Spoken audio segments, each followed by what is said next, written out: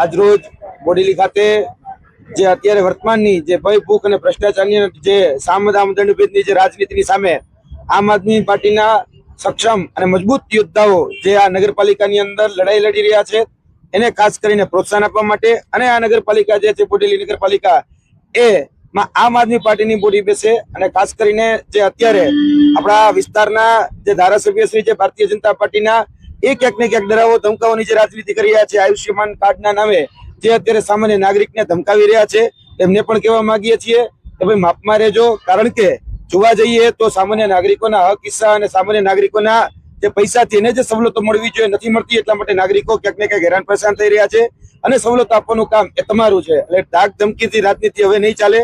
આ બોડેલી નગરપાલિકા હોય, તાલુકા પંચાયત હોય કે જિલ્લા પંચાયત હવે પરિવર્તન માંગી રહી છે અને હવે દરેક ઘરેથી એક જ જવાબ આવી રહ્યો છે કે હર ઘર ઝાડુ ઘર ઘર ઝાડુ. અને આ વખતે એ પરિવર્તન થઈને રહેશે અને તારીખ 28 રોજ બોડેલી નગરપાલિકાની અંદર એ આમ આદમી પાર્ટીનો ગુલાલ ઉઠશે એવો ભરોસો રાખીએ છીએ. પરિવર્તનની કેટલા ટકા શક્યતા લાગે છે તમને?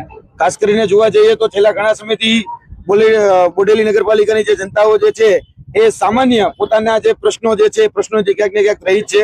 રોડ રસ્તા પાણીના પ્રશ્નો હોય કે પછી અન્ય સામાન્ય જે પ્રશ્નો હોય પાયાની સુવિધાઓના, એ પાયાની સુવિધાઓ પણ અત્યાર સુધી પહોંચાડવામાં નથી આવી. અને ખાસ કરીને વેરાના નામે જે મટમોસી રકમો જે છે એ ક્યાંક ને ક્યાંક ચાઉ કરી નાખવામાં આવે છે અને એને મળતી જે ગ્રાન્ટ જે છે એ જે આગેવાનો જે છે એ આગેવાનો પોતાના ઘર ભરવામાં ઉપયોગ કરી રહ્યા છે. એટલે આવનાર દિવસોની અંદર નગરપાલિકાના તમામ નગરજનો જે છે એ હવે ભારતીય જનતા પાર્ટીની ભયભૂખની રાષ્ટ્રીય કહી શકાય કે રાજનીતિ જે છે એને જાણી ગયા છે અને આવનાર દિવસની અંદર અમને સંપૂર્ણ ભરોસો છે કે આ નગરપાલિકામાં પરિવર્તન આવશે. ખાસ કરીને જોવા જઈએ તો અત્યારે દરેક જગ્યાએથી અલગ અલગ પ્રકારના ભારતીય જનતા પાર્ટીના વિડીયો વાયરલ થઈ રહ્યા છે.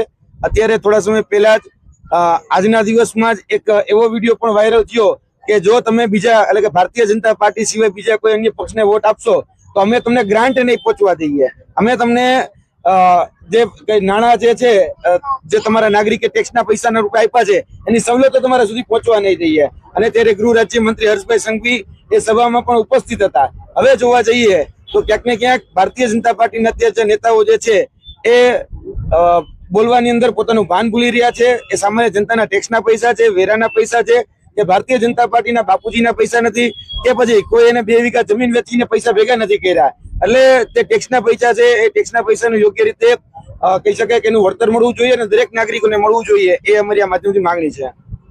ખાસ કરીને છોટાઉદેપુર જિલ્લામાં પાયાની સુવિધાઓના પુષ્કળ અભાવ છે. જોઈએ છે કે રોડ રસ્તા ખલાસ થઈ ગયા છે, પુલો બધા બેસી ગયા છે અને કોઈ જાતનો વિકાસ નથી. તો આમ આદમી પાર્ટી આ પ્રશ્નને લઈને છોટાઉદેપુર જિલ્લામાં શું કરશે? છોટાઉદેપુર જિલ્લાની અંદર જોવા જઈએ તો છેલ્લા ઘણા સમયથી એવું કહેવામાં આવતું હતું કે જે વિકાસ જે છે એ વાઇબ્રન્ટ વિકાસ છે, પરંતુ વાસ્તવિક રીતે જોવા જઈએ તો વાઇબ્રન્ટ વિકાસની પોલ ત્યારે જ ખુલી જાય છે કે જ્યારે છોટાઉદેપુરના અલગ અલગ વિસ્તારોમાંથી જ્યારે બેનો દીકરીઓને જ્યારે પ્રસૂતિની પીડા ઉત્પન્ન થાય ત્યારે એના સુધી 108 એમ્બ્યુલન્સ નથી પહોંચી શકતી. આ છોટાઉદેપુરની નગરપાલિકા જે અત્યારે જે છે એ છોટાઉદેપુરની નગરપાલિકામાં SF હાઈસ્કૂલ કરીને જે સંસ્થા આવેલી, એ શિક્ષકો જયારે તનતોડ મહેનત કરીને નોકરીએ લાગે છે એની પાસે ડોનેશનના નામે લાખો રૂપિયા ક્યાંક ને ક્યાંક ઉઘરાણા કરવામાં આવે છે. નળ સે જળ જેવું કૌભાંડ એ આ છોટાઉદેપુરની સૌથી મોટી એ ખૂબી છે. અને આ છોટાઉદેપુરમાં ક્યાંક ને ક્યાંક નળ સે છળ એ સામાન્ય નાગરિકો સાથે કરવો છે. મનરેગાના જે પૈસા હતા એ મનરેગાના પૈસાઓ અહીંના જે નેતાઓ જે છે એ નેતાઓ પોતાના ઘર ભરવામાં અને પોતાના ખિસ્સા ભરવામાં ઉપયોગ કરેલા છે. એટલે આ બધા જ કૌભાંડો જે છે ગણાવવા બેસીએ તો કદાચ દિવસે ટૂંકો પડે, પરંતુ એ છોટાઉદેપુરની અંદર જે કહી શકાય કે સામાન્ય જનતાના જે પ્રશ્નો છે એનું કોઈ નિરાકરણ નથી આવતું. અને જે સત્તાધીશો છે અને ખાસ કરીને જે વર્તમાનના અધિકારીઓ છે એ અધિકારીઓ પણ એ સામાન્ય જનતાને સામે નથી જોતા. વિદ્યાર્થીઓ જયારે પોતાની કહી શકે કે જે પ્રમાણપત્રો છે એની જયારે વેરિફિકેશન માટે પ્રમાણપત્રો માટે લેવા માટે ત્યાં પહોંચે છે તો કલેક્ટર શ્રી ત્યાં ઉત્પન્ન નથી રહેતા, કહી શકાય કે ઉપસ્થિત નથી રહેતા. અને ક્યાંક ને ક્યાંક રીલ બનાવવામાં કલેક્ટર જે છે એ સૌથી વધારે રીલ બનાવવામાં જ વ્યસ્ત હોય છે, રોડ ઉપર દોડે છે. પરંતુ આ છોટાઉદેપુરમાં કે આ બોડેલી વિસ્તારમાં એક સારા ગ્રાઉન્ડની વ્યવસ્થા નથી. એટલે જોવા જઈએ તો મેરેથોન થાય છે, પણ મેરેથોન દોડવા માટે અહીંના જે બાળકો છે એ બાળકોને કોઈ સવલત નથી આપવામાં આવતી. એટલે હાથીના દાંત દેખાડવાના અલગ અને ચાવવાના અલગ છે. એ અધિકારી હોય કે સત્તાધીશ હોય, બધી જ જગ્યાએ ખાટલે મોટી ખોડ છે.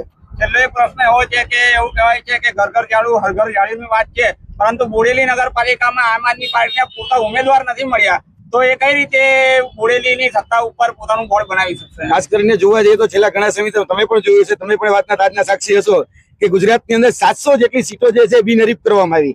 અહીંયા પણ જે ઉમેદવારોને ઉભા રાખવામાં આવ્યા હતા એ ઉમેદવારોને ડરાવવામાં આવ્યા, ધમકાવવામાં આવ્યા, ક્યાંક પૈસાના લોભ લાલચ આપી, પ્રલોભનો આપીને તોડવાનો પ્રયત્ન કરવામાં આવ્યો.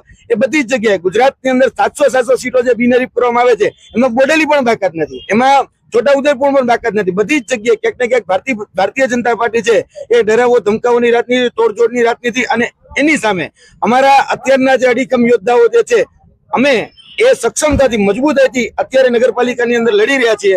અને અમને પૂરેપૂરો ભરોસો છે કે જેટલા ઉમેદવારો અત્યારે અમારા ઉભા છે એ તમામ ઉમેદવારો જે છે એ આ નગરપાલિકાની અંદર જે સામાન્ય જનતાની જે શાસન કહેવાય, એટલે કે વ્યવસ્થા પરિવર્તનનું જે શાસન કહેવાય, એ ચોક્કસપણે લાવશે. બોડેલી નગરપાલિકાના ઉમેદવારોને ધમકી પ્રલોભન મળ્યા છે ખરા? આ ચોક્કસપણે અમારા એક ઉમેદવારને ફોડવામાં પણ આવ્યા છે, એક ઉમેદવાર જે છે એને ક્યાંક ને ક્યાંક પ્રલોભન આપીને તોડવામાં પણ આવ્યા છે. બીજા જે અન્ય ઉમેદવારો જે છે બીજા અન્ય ઉમેદવારોને પણ ક્યાંક ને ક્યાંક ડરાવવા ધમકાવવાની વાત હોય કે એમના ઘર સુધી ભારતીય જનતા પાર્ટીના મળતિયા હોય એના ઘર સુધી બીજા ત્રીજા લોકોને મોકલી અત્યારે એ લોકોને એવું કહેવામાં આવે છે કે તમે આ વિસ્તારની અંદર શાંત બેસી જાઓ અને આ વિસ્તારની અંદર તમે હવે પ્રચાર પ્રસાર ન કરતા, અને હવે તમારા જે સ્નેહીજનો છે, તમારા જે નજીકના લોકો છે એને ભારતીય જનતા પાર્ટીમાં વોટ આપવા માટે મજબૂર કરો, તો અમે તમને અલગ અલગ પ્રકારની લોભ લાલચો આપે છે, કોઈને ડરાવે છે, કોઈને ધમકાવે છે, કોઈને પૈસાના પ્રલોભનો આપે છે. ઘણી બધી જગ્યાએ એ સામદામ દંડભેદની રાજનીતિ થાય છે.